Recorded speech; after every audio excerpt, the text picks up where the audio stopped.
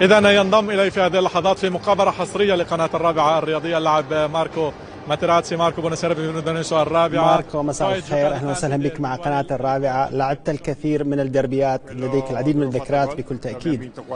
نعم أتذكر الذي سجلت فيه فزنا 4-3 وتمكنت من تهنئة ابني مباشر. ما الذي تنتظره مباراة اليوم؟ الإنتر يأتي بثقة كبيرة. نعم لدينا بحدود أكثر من 10 نقاط فرق، ليست قليلة، ولذلك يجب أن نكون مركزين بهذه المباراة.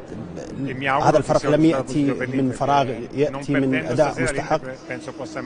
إذا لم نخسر هذه الليلة سيكون أمر إيجابي أيضا.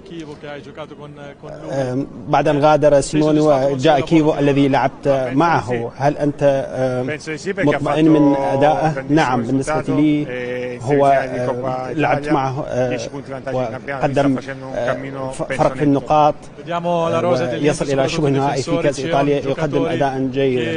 من بين مدافعي الإنتر هل هناك لاعب على مستوى الشخصية يقارب من ماتيراتسي؟ سأقول باستوني، لأنه يلعب من جهة اليسار ويحارب من أجل كل كرة ويقدم أداء جيدا. النتيجة لا أتنبأ، ولكني أتمنى أن تكون إيجابية لمصلحة الإنتر. شكرا. خاص لقناة الرابعة الرياضية قبل انطلاق هذه المباراة. عودة للاستوديو. شبكة نجوم الرابعة، اشتراك واحد، محتوى متعدد.